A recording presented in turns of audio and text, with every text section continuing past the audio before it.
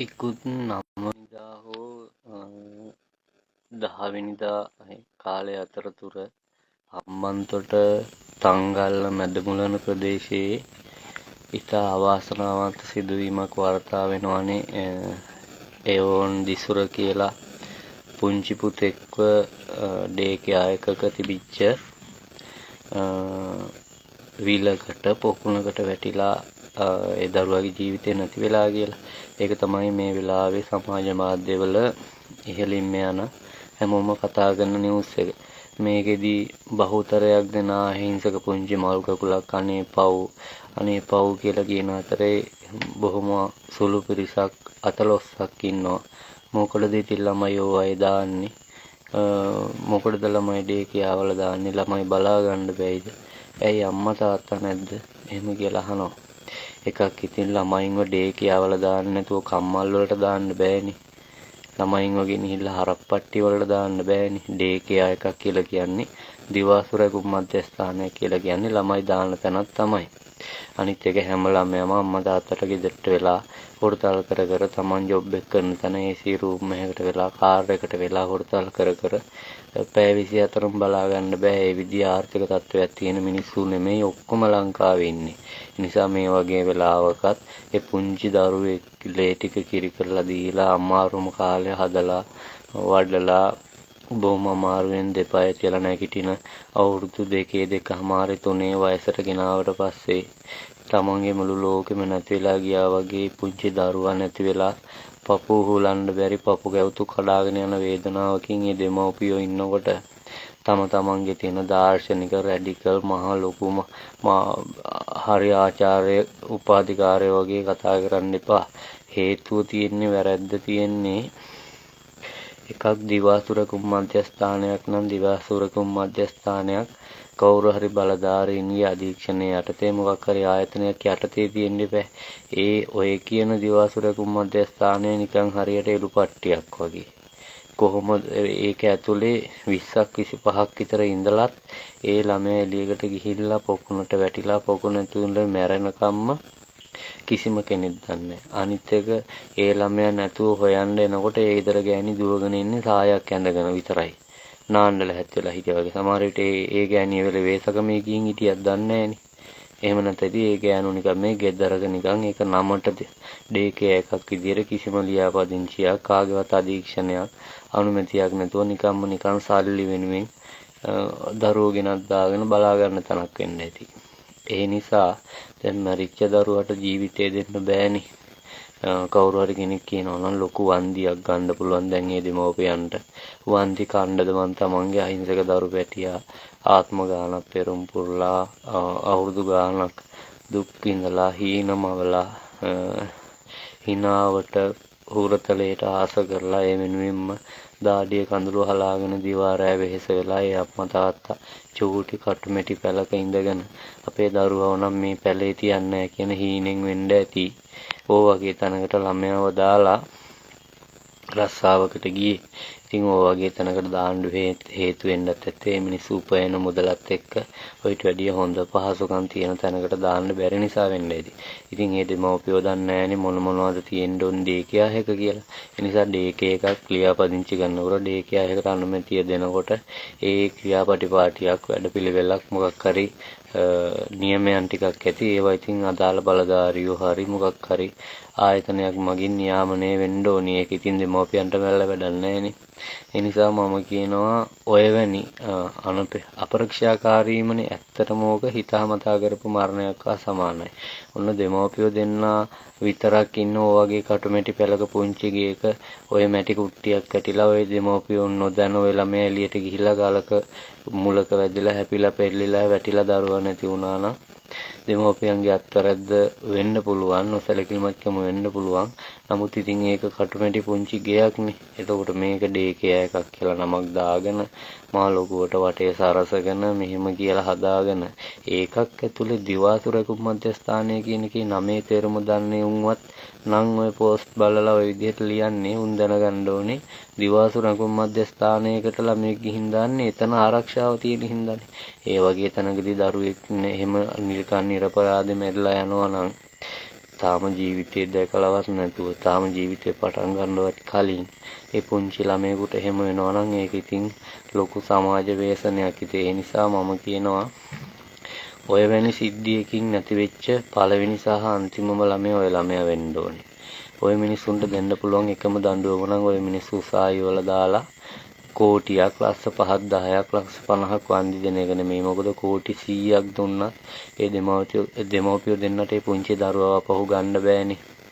ඒ නිසා මේ මිනිසුන්ට සත 5ක්වත් වන්දි වැඩක් නැහැ. කරන්න තියෙන එකම දේ තමයි ඔය වගේ මුදල් වෙනුවෙන්ම කිසිම අර පරීක්ෂමක් නැතුව නිකන් ඉබ්බාගාතේ ඩේකියා කියලා බෝඩ් කෑල්ලක් නමක් ගහලා එල්ලගෙන ඔය කරගෙන යන නියාමනයක් නැතුව, ඒ කියන්නේ වැඩපිළිවෙලක් නැතුව ආගවත් අධීක්ෂණකින් තොරව කරගෙන යන ඔය ඩේකියා ඔක්කොම හෙට එළි වෙන හෙට ඉඳලා නියාමනය කරන්න ඕනවා, පරීක්ෂා කරන්න ඕනවාට මොන හරි ගයිඩ්ලයින් ටිකක් දෙන්න ඕන. ඔය සුදුසුකම් සපුරන්න ඕනේ. එහෙම වුණාට පස්සේ විතර අනුමැතිය දෙන්න කියලා මොකක් හරි ආයතනයකින් බලන්න ඕනේ. මොකද දරුවෝනේ එළුව හරක් බල්ලෝ කුකුලෝ වගේ මේ දරුවෙක් ගිනිලා වගේ තැනකට දාන්නේ බොහොම ලොකු බලාපොරොත්තු ගොඩකින්. අපේ ගෙදරට වඩා ආරක්ෂාවයි කියලා හිතාගන්නේ.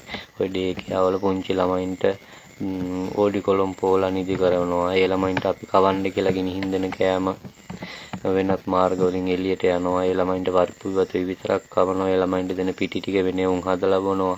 ඒ වගේ ගොඩක් ප්‍රශ්න තියෙනවා. ඉතින් ඒ ඔක්කොමත් හරිය ගියමුකෝ ආරක්ෂාවට පරිස්සමට කියලා තමන්ගේ දරුවා ගිනිලා ඩේකියා හැකට දැම්මහම තමන් දුක් මහන්සිලා මැරිලා හවස දරු පැටිය දැටින් වඩාගෙන හිනාව දකින්න කතා කරන්න හොරතල් කරන්න බලාගෙන ගේට්ටු ඉස්සරහට යනකොට ඒ දරුවා ඒක අතින් උන්ගේ නොසලකිලිමත්කම නිසා මැරිලා නම් හුස්ම ටික ඉර වෙලා නම් ඒව කොහොමද බං මේ දෙමව්පියෝ දරාගන්නේ?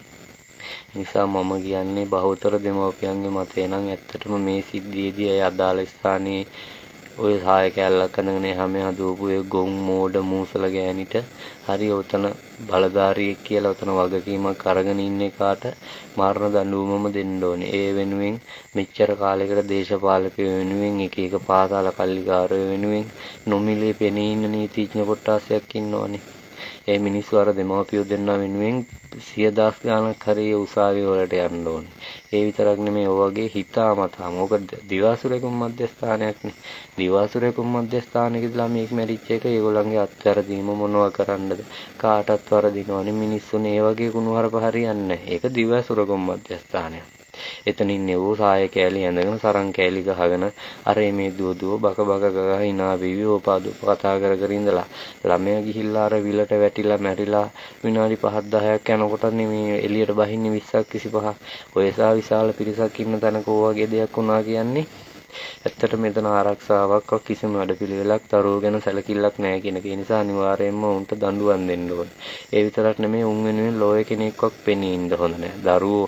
දරුවෙකුට ආදරය කරන මිනිහෙක් නම් ওই සිද්ධියේදී උන් වෙනුවෙන් ලෝය කෙනෙක්වක් පෙනී ඉන්න හොඳ නැහැ. දරුව වෙනුවෙන් සංවිධාන තියෙනවා නම් දරුවන්ට ආදරය කරන මිනිස්සු ඉන්නවා නම් මේ සිද්ධියේ ඉඳලා හැම පළාතකම තියෙන ඩේකියා ගැන අවධානය දෙන්න. තමන්ගේ දරු පැටිය දාලා යනවා නම් 100,000 වාරයක් හිතන්න. සල්ලි හොයන්න කියලා ජීවිතේ වටිනම දේ ඔහොම තැනකට බාර දීලා ගිහිල්ලා අපි කෝටියක් හොයාගෙන ආවත් වැඩක් නැහැ. එනකොට අපේ දරුවෝ ඒ වගේම මූසල කිසිම වගකීමක් ගන්න බැරි කාලා ගන්න මිනිස්සු ඉස්සරහා දරු පැට ඔය විදිහට නැති වෙලා යනවා. ඒතර මාර දුක හිතුණා. අපේ දරුවොත් අපි වඩාගෙන හොරතල් කරන දරුවොත් වගේමයි ඒ මූණමයි ඒ හැඩේමයි ඒ වයසමයි කාගේ වුණත් දරුවෝනේ. මේ දරුවන්ට එහෙම වෙනවා කියලා කියන්නේ ඇත්තරම ජීවිතේ මිදින්න තාම ජීවිතේ තේරුම් ගන්නවත් බැරි පුංචි වයසේ දරුවෝ එහෙම නැති වෙලා යනවා නම් එවැනි දේවල් නවත්තන්න සුදුසු එකම දේ තමයි මුන්ට අපදීලවත් එළියට දාන්න ඕනේ. අනිවාර්යෙන් මරණ දඬුවමමයි දෙන්න ඕනේ. හිතාමතාම කරපු දෙයක්. ඒක ඩේකියා එකක්. අනේ අත්හැරදීමක් එහෙම බෑ. එහෙම කියන්න බෑ. ඒක ඩේකියා එකක්. ඒක ඩේකියා එකක්. තව කවුරුහරි කියනවා නම් අයියෝ ඔය ළමයි දාන්නේ කියලා. ඉතින් ඒක ඩේකියා එකක්. ඒක දිව්‍යාසුරකුම් මධ්‍යස්ථානයක්. එළු පට්ටියක ළමෙන් ගැට ගහන ඉඳලා එළුවෙක් කරලා මැරුණා නම් ඇයි එළු පට්ටිය බැන්දි කියලා හුවට කමන්නේ. ඒක එළු පට්ටියක්නේ. මේක දිව ඇසුරකුම් මධ්‍යස්ථානය.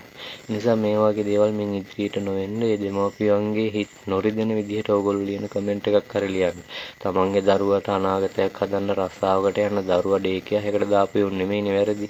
ඒ දරුවව බලා ගන්නම් කියලා සල්ලි ටික කඩාගෙන දරුවව අනපේක්ෂිත විදිහට අනාරක්ෂිත විදිහට දරුවන් ඔහේ ඉබාගාත යන්න ඇරලා දරුවා නිකන් නිරපරාධේ ජීවත් වෙන්න පටන් ගන්නත් කලින් එහෙම මිලින වෙලා යන්න ඇරපු ඊට පස්සේ බොරුවට අනේ කියලා අනේ අපොයි කියලා අඬනේ උන්ට ඔය කඳුළු වලට රැවටෙන්නේ නැතුව දඬුවම් දෙන්න ඕනේ. එහෙම වුණොත් තමයි ලංකාව වටේම ඔය හදාගෙන ඉන්න ගුබ්බෑයන් ටිකේ දරුවෝ ආරක්ෂා වෙන විදිහට වැඩපිළිවෙලකට හරියමං විදිහකට පිළිවෙලකට හැදෙන්නේ. ඒ ඔය වීඩියෝ එකේ CCTV කැමරාවෙන් ගත්ත වීඩියෝ වල බලන්න ඒ ගෙදර ඒ විලට අමතරව ඕනෑ තරම් දරුවන්ට අනතුරුදායක දේවල් තියෙනවා. වාහන නවත්තලා තියෙනවා. ඒ ස්ටෑන්ඩ් එකක් බොරුල් වුණොත් ළමයි ගියඟට පෙල්ලෙන්න පුළුවන්. එක ලී හට්ටි මුට්ටි බඩු මුට්ටු බිත්ති වලට හේතු කරලා තියෙනවා. ඒවා ළමයි ඇඟට පෙරලා ගන්න පුළුවන්. ඒ ගේට්ටු ගෑලි ඔක්කොම අරලා දාලා තියෙන්නේ. ළමයාට ඕනනම් ගේට්ටුවෙන් එළියට යන්න පුළුවන්. මින් ඉදිරියට මම කියන්නේ ඒක වැඩි කල් යන්න නැතුව හෙට ඉඳලම හරි ඕවගේ ස්ථාන නම් නියාමන වෙන්න ඕනේ. මොකද අපේ රටේ දරු පරම්පරාවනේ ওই විදිහට නැති වෙලා යන්නේ. අපි මේ රටවල් සිංගප්පූරුව නෙමේ මැලේසියාව කරත් වැඩක් නැහැනේ. ඉපදිලා බොහොම අමාරුවෙන් ගොඩනගලා යන්තම් දෙපායේ තියලා නැගිටින චූටි ළමයා ওই විදිහට මොකෙක්ගේ හරි අනපේක්ෂිත ක්‍රියාවක් නිසා නැති වෙලා යනවා. ඒක ලොකු ප්‍රශ්නයක්. ඒ නිසා කමෙන්ට් එකක් දැම්මත් ඒ සිද්ධිය ගැන ඒ අහිංසක දෙමව්පියන්ගේ හිත රිදෙන විදියට දාන්න එපා. මේ මිනිස්සු චූටි කටුමැටි පැලක ඉඳගෙන මොකද ඊළඟට උඹලා අහන්නද ඇයි එහෙනම් එච්චර දුප්පත්න ළමයි හැදුවේ කියලා. ඒ වගේ ගොබ්බ මානසිකත්වයෙන් හිතන්න එපා. හැමෝම දරුවන්ට ආදරෙට උන් හදාගත්ත චූටි දරු පැටියට යහපත් අනාගතයක් හදන්න. මේ මැටි පැලෙන් කටුමැටි පැලෙන් ඉස්සරහට අඩියක් කියලා ලස්සන තැනක ජීවත් කරන්න, ලස්සනට උගන්වන්න හීනමවාගෙන දෙමව්පියෝ යන්න ඇති. අද උන්ගේ පපුව ඇතුලේ මොනතරම් වේදනාවක් කැළතෙන නැද්ද? පිටින් ඉඳලා ප්‍රශ්න දිහා බලන උන්ට ඒ වේදනාව දැනෙන්නේ නැහනේ. ඒ නිසා සමස්තයක් විදිහට දෙමව්පියෝ එකතු වෙලා මේ වගේ දේවල් මින් ඉදිරියට නොවෙන්න වග බලාගමුයි කියන එක වීඩියෝ එක බලන හැමෝගෙම මේ ඇත්තටම ආදරෙන් ඉල්ලනවා. ඕගොල්ලන්ගේ අදහසක් කමෙන්ට් එකක් ඉදිරියට ලියාගෙන යන්න. මේ දේවල් එතකොට මොකෙක් හරි අදාළ වගකිය යුතු බලධාරියෙක් දැකලා මේවට නිසි පියවරක් ගනි. මම කියන්නේ නඩුව දවසට ඇත්තටම මිනිස්සු මේ දෙමව්පියෝ දෙන්න වෙනුවෙන් යන්න ඕනේ. වන්දි වැඩන්නේ. ඒ දේ කරපු යොන්ට නිසි දඬුවමක් දෙන්න ඕනේ. නැවත ඔය වගේ ගුබ්බෑයන් අටවගෙන අහිංසක දරුවෝ නිකන් නිරපරාධේ මරලා දාන මිලින කරලා දාන උන්ට පාඩමක් ඉගෙනගෙන උන් පාඩමක් ඉගෙන ගන්න විදියට